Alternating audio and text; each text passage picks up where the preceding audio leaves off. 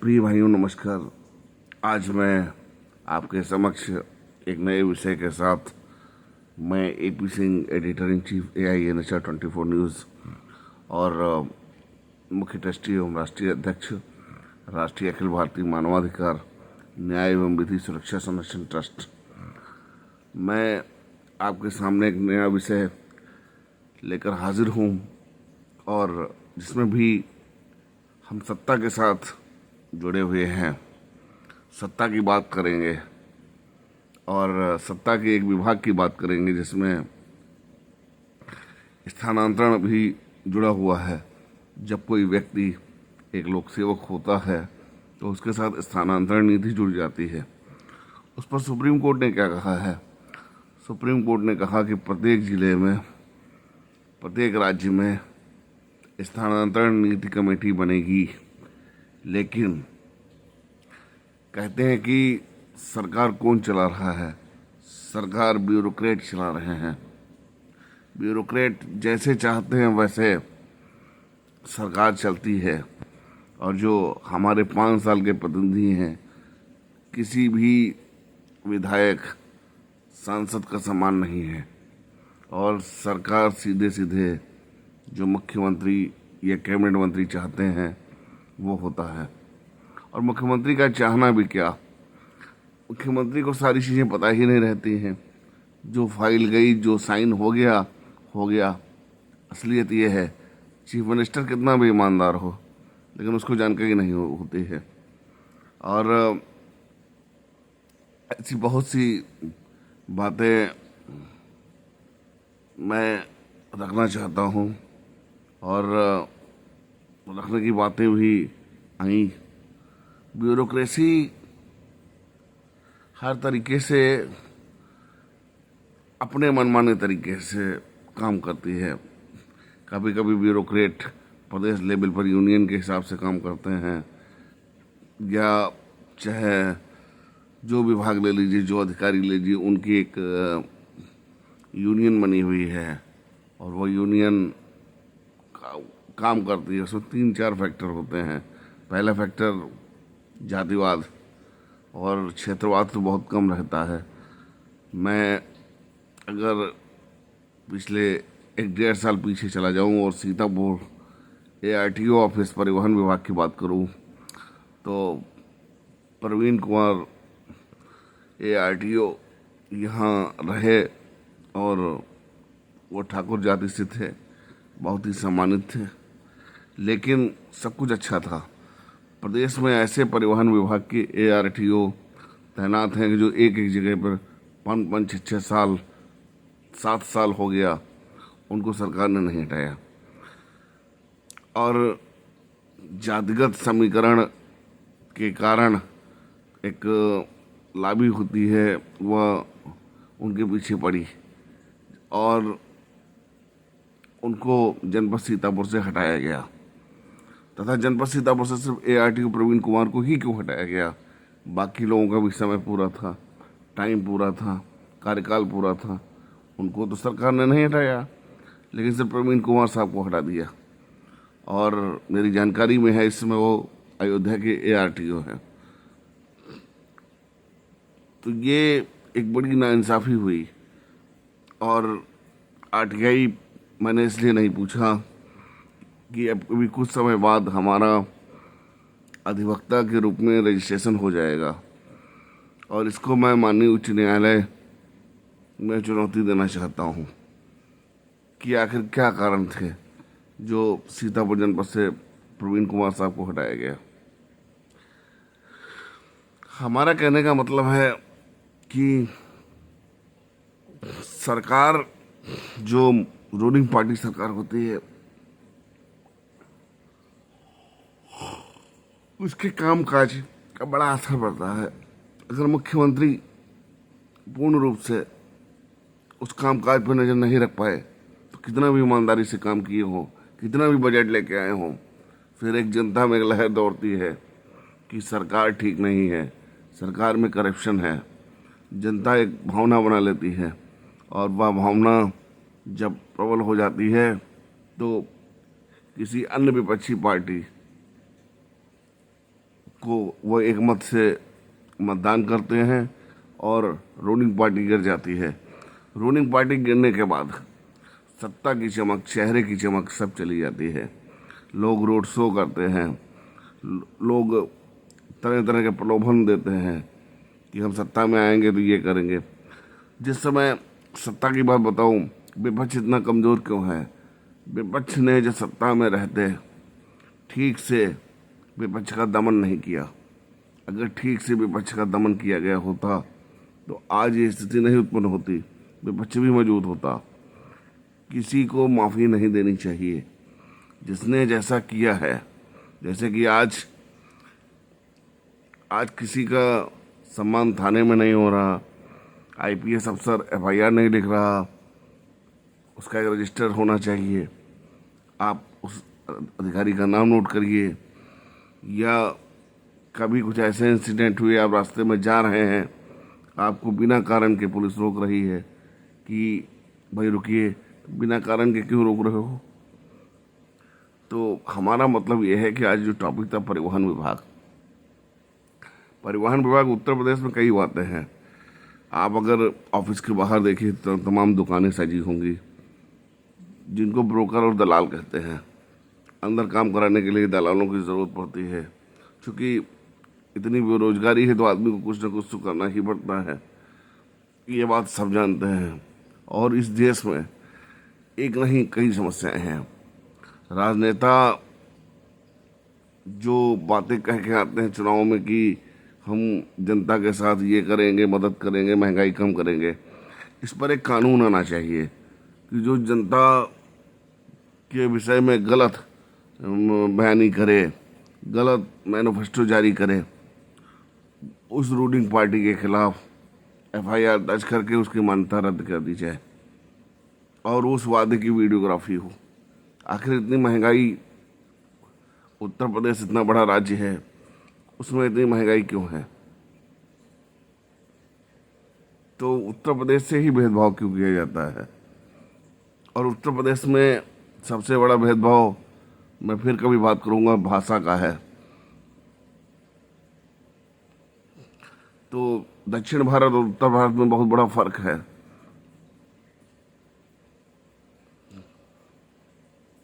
तो मैं आज बात कर रहा था प्रवीण कुमार साहब ARTO साहब के गलत तरीके से ट्रांसफ़र की। सरकार को जो एप्लीकेशन जाती है उस पर आरोपियों से जांच कराने की एक प्रथा उत्तर प्रदेश में शुरू हो चुकी है। मुख्यमंत्री को गलत फीडिंग दी जाती है। मैंने 24 से ज़्यादा प्रार्थना पत्र थाना महमूदाबाद के IGRS पे टिप्पणी करके निरस्त किए हैं अपने मामले में, जिसमें सही रिपोर्ट नहीं आई है। और सुपरविजन इसलिए होता है कि वो देखता है कि गलत क्या है, सही क्या है।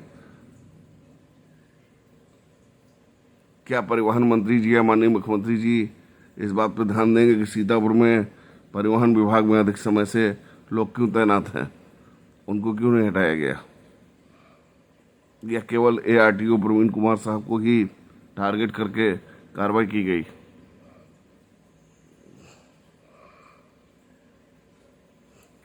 तो ऐसे में कई बातें होती हैं। यूनियन का दबाव और चाटुकारिता, निजी फायदे, ये सारी चीज़ें होती हैं। और गलत संदेश दे करके, गलत जानकारी दे करके आदेश करा लेना।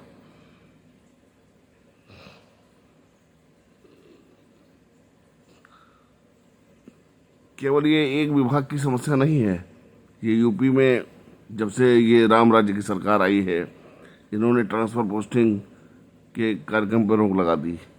लेकिन जहाँ जो अधिकारी भ्रष्ट हैं, जो लखनऊ के करीब रह रहे हैं, बहराइच के करीब रह रहे हैं, लखीमपुर खीरी के करीब हैं और लखनऊ सीमा से चारों ओर करीब हैं और एक जगह टिके हैं, तो उनको हटाना चाहिए। और हटाने के साथ साथ एक कानून पास कर देना चाहिए। उससे पहले किसी भी अधिकारी कर्मचारी को ट्रांसफ़र करते समय कोई भी यात्रा भत्ता, कोई भी मानदेय, कोई भी धनराशि देय नहीं होगी। ये एकदम स्पष्ट कानून लाना होगा। और अंग्रेजों ने जब शासन किया इंडिया पर, तो सारा सब कुछ कानून के माध्यम से ही किया। आज अगर सीतापुर में अपराध बढ़ रहे हैं तो आपके पास एक व्यवस्था होती है, लाइन हाजिर और सस्पेंशन। इसके अलावा आपके पास कोई विकल्प नहीं है। एक दो मामलों में आईएएस आईपीएस बर्खास्त हुए हैं, वो कानून है अनिवार्य सेवानिवृत्ति के तहत, मुझे भी पता है। लेकिन जिस तरह से एआरटीओ कार्यालय सीतापुर में प्रवीण कुमार साहब को हटाया गया और कई कई एआरटीओ पूरे यूपी में 5 से 10 साल एक ही जिले में तैनात है, उनको तो कभी नहीं हटाया गया। आखिर ऐसा क्या रहा जो परिवहन आयुक्त, प्रमुख सचिव परिवहन, या अगर प्रमुख सचिव ये कह दें कि हम नहीं जानते हैं, मंत्री जी जानते हैं, प्रमुख सचिव ऐसा कह सकते हैं, तो जो मंत्री हैं या जो कैबिनेट का फैसला है या माननीय मुख्यमंत्री जी की जानकारी में है, तो ये सारी चीज़ें होती रहती हैं। तो ऐसा क्यों है? और सबसे बड़ी बात है कि राज्य की राज्यपाल सर्वोपरि हैं। किसी भी मामले में महामहिम राज्यपाल हस्तक्षेप कर सकते हैं। उनका फैक्स तो खुला होता है, लेकिन उनके यहाँ भी एक खेल है, किसी भी शिकायत करने पर उसका जवाब नहीं आता है। कहाँ क्या कार्रवाई हुई आपको कुछ पता नहीं। और राज्यपाल की गरिमा उतनी मजबूत अब नहीं है। गरिमा इसलिए मैं कहूँगा, गरिमा शब्द का प्रयोग करूँगा, जो भी शासन प्रशासन या लेटर जाते हैं उन पर अधिकारी तवज्जो नहीं देते हैं।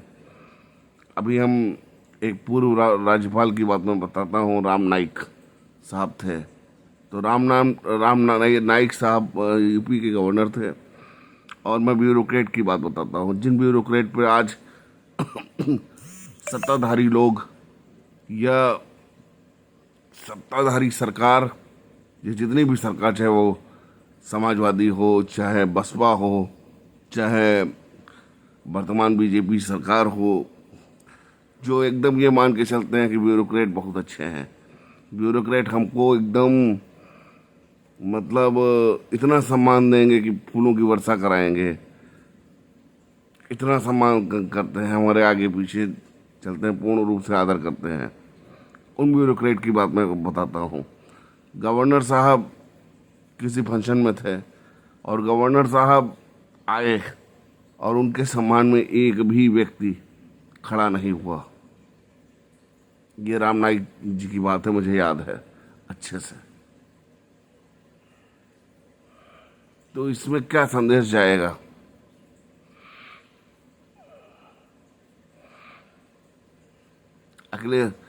अखिलेश यादव की सरकार क्यों चली गई?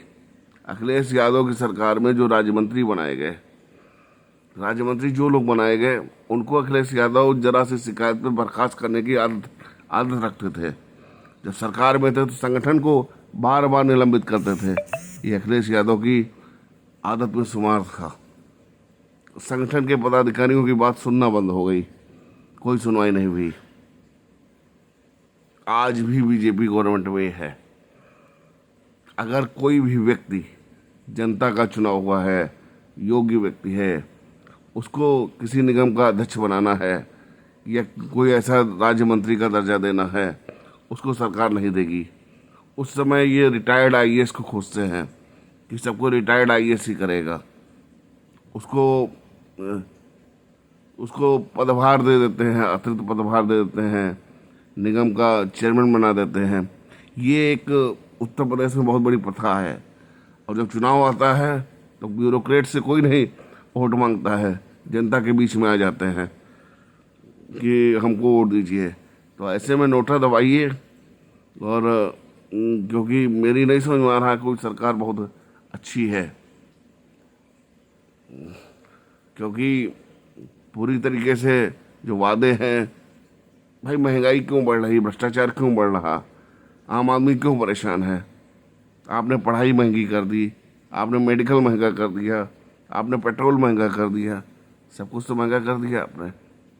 रसोई गैस महंगा कर दिया, दाल महंगी कर दी, और इसी तरह से जब होता रहेगा तो संदेश क्या जाएगा। आज राहुल गांधी की हालत किसी से मतलब छिपी नहीं है। राहुल गांधी जिस समय पावर में थे, सोनिया गांधी जिस समय यूपीए चेयरमैन थी, उस समय पत्र का जवाब नहीं आता था, लोग मिल नहीं सकते थे। कुछ अगर राहुल गांधी से बात की जाए तो वो टाल जाते थे। उनके पास एसपीजी सुरक्षा थी उस समय ड्रामा होता था, जहाँ जाते थे मुझे गिरफ्तार करो, मुझे गिरफ्तार करो। वो जानते थे कि एसपीजी सुरक्षा में मुझे गिरफ्तार नहीं किया जा सकता है, इसलिए वो ऐसा कहते थे। आज उनकी क्या हालत है, कोई सुनने वाला नहीं है। 14 वर्ष का बीजेपी का बनवास आज लोग भूल चुके हैं। सत्ता केवल काम करने के लिए होती है, जनता को जोड़ने के लिए होती है।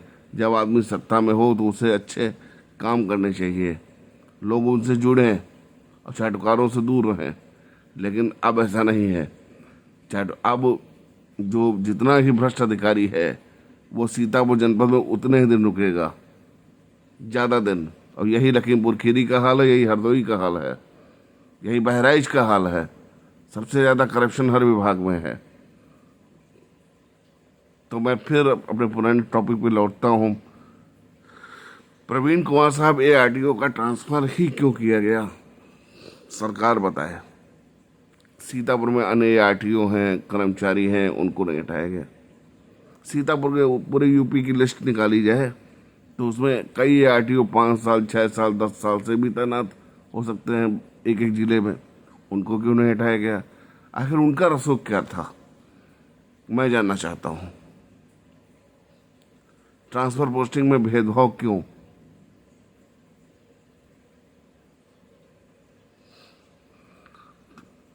सरकार, जाहिर सी बात है, अब तो ये अखिलेश यादव की सरकार में तो प्रेस कॉन्फ्रेंस हो जाया करती थी हर मामले में कि ये मामला है, ऐसे है। डीजीपी आ जाते थे, प्रमुख सचिव आ जाते थे, उस विभाग के अधिकारी आ जाते थे। इस सरकार में जवाब देने की कोई व्यवस्था ही नहीं है। आप कुछ भी कहिए, कुछ भी लिखिए, कोई भी व्यक्ति, कोई भी एक स्पोक्समैन इनका नहीं बताएगा, और ना ही कोई भी अधिकारी मीडिया के सामने बताएगा कि ये मामला आया तो इसमें कार्रवाई की गई है, क्योंकि ये जानते हैं चुप रहने में ही भलाई है।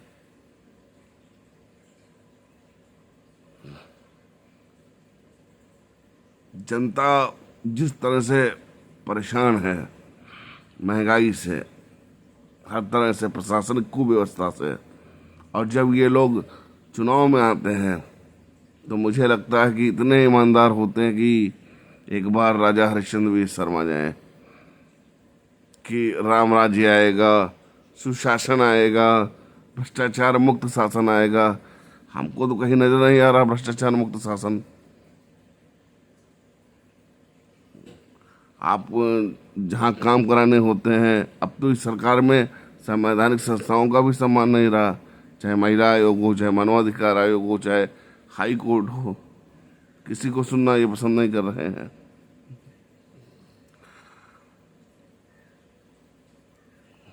तो मेरी बात अगर शासन के मुखिया, विभाग के मुखिया तक पहुंच रही है तो इस मामले की जांच जरूर कराएं कि आखिर प्रवीण कुमार साहब का ही ट्रांसफ़र क्यों किया गया। सीतापुर में अन्य लोग भी हैं, उनको भी हटाने की ज़रूरत है, क्योंकि स्थानांतरण नीति सभी के लिए है। और उन लोगों की भी जांच कराई जाए कि जो अधिक समय तक एक जिले में तैनात हैं, आखिर उनकी तैनाती क्यों। अगर आपकी सरकार पारदर्शिता में आगे है, अगर आपकी सरकार पारदर्शिता नहीं चाहती, करप्शन पसंद करती है, तो मेरे इस वीडियो पे कोई कार्रवाई मत करिएगा। इसका जवाब आने वाला चुनाव और जनता देगी, और एक बदलाव देगा। जब आप सत्ता से बाहर होंगे और सिस्टम में आपका काम नहीं होगा तो आपको पता चलेगा कि आपने इन जो 10 साल की सरकार रही उसमें आपने सिस्टम को क्या दिया है। जब आपके आगे पूर्व लग जाएगा, उस समय आप जब एक आईपीएस या आईएएस या प्रमुख सचिव को फ़ोन करेंगे तो जवाब कुछ और मिलेगा। उस समय आप जितना सत्ता में ईमानदार नहीं है रूलिंग पार्टी के रूप में, उतना विपक्ष में तो आप इतना ईमानदार बन जाएंगे जैसे लगेगा कि सरकार आएगी तो आज ही राम राज्य कायम हो जाएगा। ना अपराध होगा, ना महंगाई होगी, ना बीमारी होगी। तो उस समय को भी हमें देखना है। और जैसा कि मैं देखता हूँ कि सीधे तौर पर झूठ के सिवा कुछ नहीं है। बजट लगातार बढ़ रहा है, काम कहीं नहीं है। प्रवीण कुमार साहब का जब ट्रांसफ़र हुआ सीतापुर से मेरे संज्ञान में आया, मैंने पूछा तो लोगों ने बताया, विश्वस्त सूत्रों ने बताया, उन्होंने तो कुछ नहीं बताया, लेकिन कि मतलब ट्रांसफ़र केवल इन्हीं का हुआ, बाकी किसी का नहीं। तो मैं अपनी वाणी को ही विराम देता हूँ और आपको और शासन को प्रणाम करता हूँ। जय हिंद, जय भारत।